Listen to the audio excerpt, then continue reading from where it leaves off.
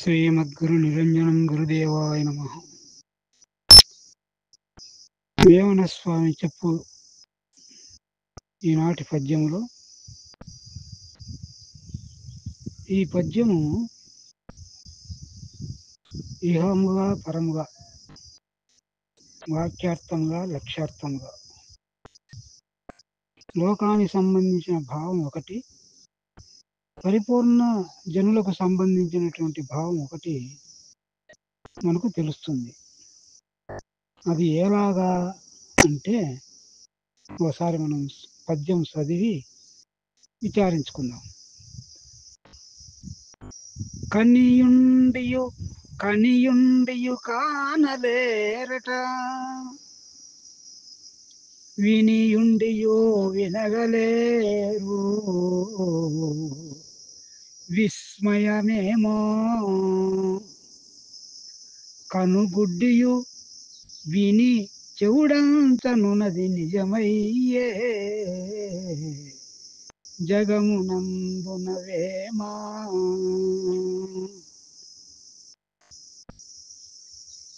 మామూలుగా లోకార్థము తీసుకున్నప్పుడు, లోకపరంగా కనియుండియు కానలేరట. కని అంటే చూపు, కన్ను, చూసేది కన్ను. కన్ను ఉండియు కానలేరట. ఏదాన్ని కానలేరు? జీవత్వము ఉన్నప్పుడు జీవుడు జగత్తును చూస్తరే గాని జగదాతీతమైన పరమార్థమును చూడలేడు.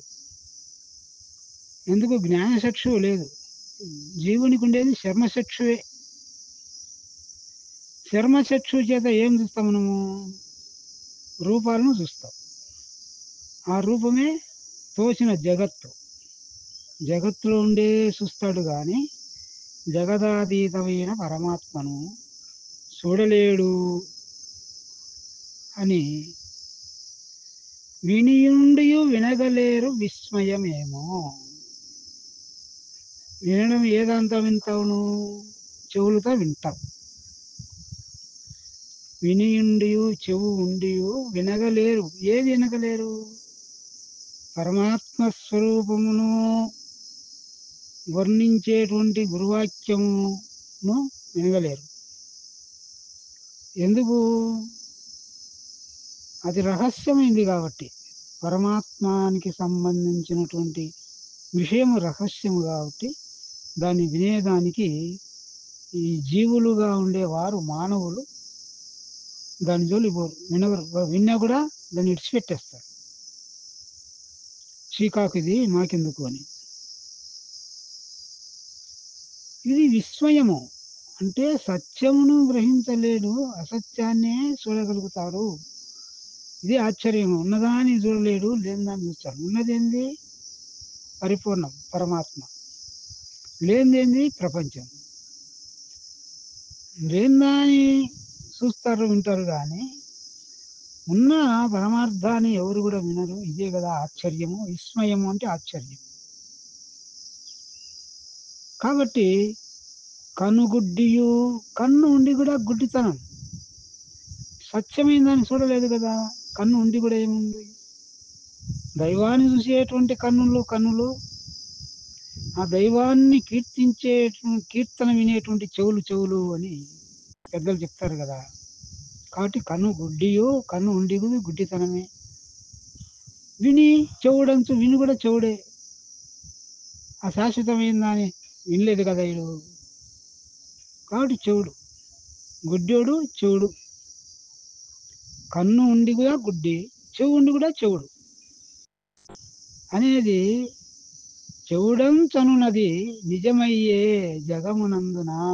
ఈ జగత్తులో నిజమైంది. కన్నులు ఉండి పరమార్థాన్ని చూడలేడు, చెవులుండి కూడా పరమార్థ విశేషాన్ని వినలేడు. ఆ గురువాక్యాన్ని వినేదానికి సాధ్యం కాదు. కాబట్టి ఇడు గుడ్డోడు, చెవిటోడు. జగత్తులో ఇది ఈ వాక్యము అనేది ఒక అర్థమైతే, గుడార్థం పోయినప్పుడు పరిపూర్ణ బోధలో తీసుకున్నప్పుడు కర్తృత్వరహిత కర్మాచరణం అని ఒకటి ఉంది. అది ఏమిటంటే కర్తృత్వం ఉంటే ఆ కర్మ అంటుకుంటది. కర్తృత్వం లేకుంటే కర్మ అంటుకోదు. కాబట్టి చూసి గూడా చూడనటువంటి వారు పెద్దలు. విని గూడా విననటువంటి వారు పెద్దలు. పెద్దలు ఏం జూస్తారు? పరిపూర్ణాన్ని జూస్తారు. జగత్తును చూడరు. కాబట్టి వాళ్ళు గూడా గుడ్డోళ్ళతో సమానమే. ఈ జగత్తు యొక్క భ్రాంతి వీడుతారు. జగత్తు ఉంది అని చూడరు. లేదని చూస్తారు. అయితే ఆ పరమార్థాన్ని ఎట్లా చూస్తారంటే జ్ఞానచక్షువు చేత గురువు ప్రసాదించిన జ్ఞానచక్షువు చేత పరిపూర్ణమును ఎప్పుడు దర్శనమిందో నేననే అహంకారం అనే ఎరుక అప్పుడు క్షీణించింది కాబట్టి అప్పుడు కన్ను లేదు. కన్ను రూపాలు చూస్తది. నిరూపమైన పరిపూర్ణాన్ని చూసిందంటే అది జ్ఞానచక్షువు నిరంజనం. అంజనం లేనిది, చూపు లేనిది. చూపు లేకుంటే ఉండేది గుడ్డే. వినియుండిగ వినగలేరు. ప్రపంచంలో ఉండేటువంటి విషయాలు అయితే ఉండియో ప్రపంచమే నేను అబద్ధమైనప్పుడు వాళ్ళు వినేదేముంది? విన్నా గాని ఏం వింటారు? ఇదంతా లేదు అనేటువంటి ధోరణిలో ఉంటారు. చూసి ఈ జగత్తు ఏమీ లేదు అనే భావంలో ఉండి రూపాలన్నీ ఏమీ లేదు. విని ఉండి వినేటువంటి విషయాలు ఏవైతే ఉన్నాయో ఆ వినేదంతా అబద్ధం అనేటువంటి భావంలో ఉంటారు కాబట్టి ఈ చెవిటోడే ఎందుకు జగత్తులోని విషయాలు ఎక్కలే తనకు. ప్రపంచంలోని దృశ్యాలు తన లోపలికి రాలే. గుడ్డోడు, చెవిటోడు ఎవరు పరిపూర్ణుడు. గుడ్డి చెవుడా అంటే ఈ ప్రపంచానికి మాత్రమే.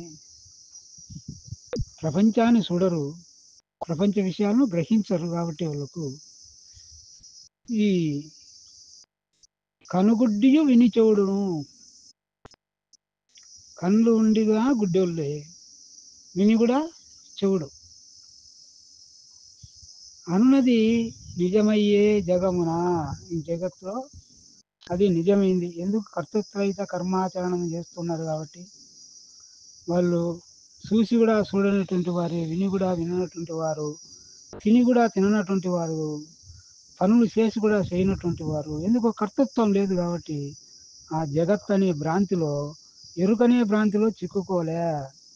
ఎరుక అబద్ధమనే చూస్తారు, ఎరుక అబద్ధమనే వింటారు. కాబట్టి వాళ్ళు కళ్ళు ఉండిగా గుడ్డోళ్ళు, చెవులు ఉండిగా చెవిటోళ్ళు.